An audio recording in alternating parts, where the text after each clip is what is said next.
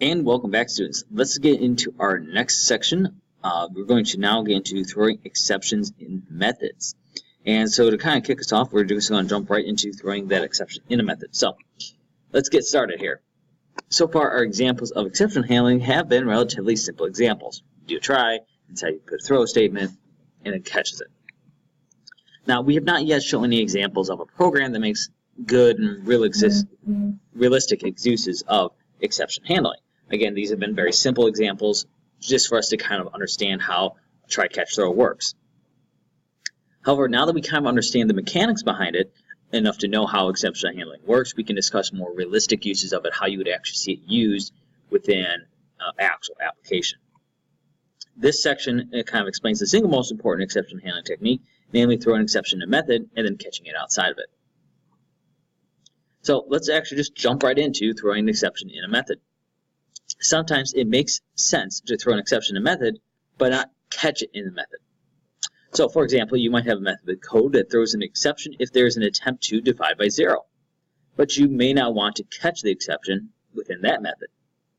Perhaps some programs that use that method should simply end if the exception is thrown, and other programs that use the method should do something else. So you would not know what to do with the exception if you caught it inside the method itself. In such cases, it makes sense not to catch the exception within the method definition, but instead to have any program or other code that uses the method place the method invocation in a try block and catch the exception in a catch block that follows that try block.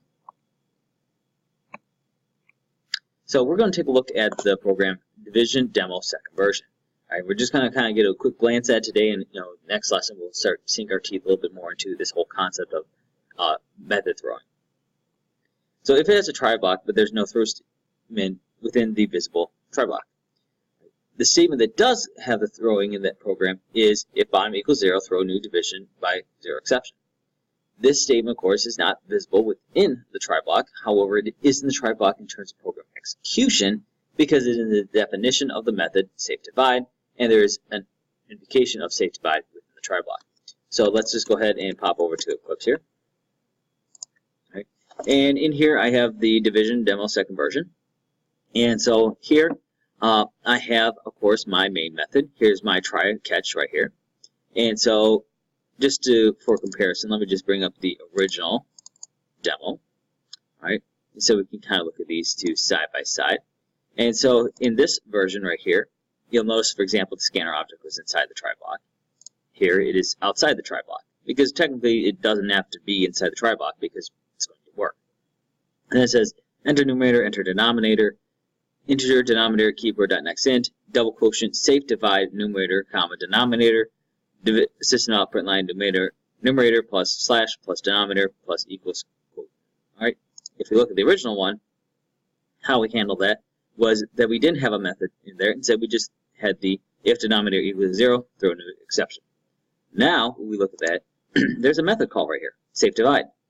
And it's just like kind of how we did with second chance here in the catch. So if we look down here, we have this method, safe divide. Before we said we had second chance, which pretty much just let the user re-input. What safe divide does is it creates a definition of pretty much what we did here. So instead of it being in our main class, it's now in its own method. So we say public static double, safe divide, in top and bottom, which you of course call numerator denominator if you're more mathematically inclined, throws new division by 0 exception. If bottom equals 0, throw new division by 0 exception, return top slash double bottom. All right, and of course you gotta make sure you put the double in there so you can do a typecast conversion. All right, because these two, of course, are both integers. And that is pretty much exactly the same as what we saw here, but you'll notice that this is a more proper way to do it. So you have this dedicated method. The flip side of that, if you look at our main method in turn is a little cleaner looking. All right, if we look at this main method here, we have this if statement here, which technically does do the same thing, but this is regarded as a little bit more professional way to do it. So you create this method here that's going to do the throwing. All right, now the meaning of throws division by 0 in the heading of safe divide is discussed within the next lesson. So right now, when we look at this, we have throws division by 0 exception. We're not going to worry about this till the next lesson. Right now, it's just an example for you kind of to look at and analyze. So until next time.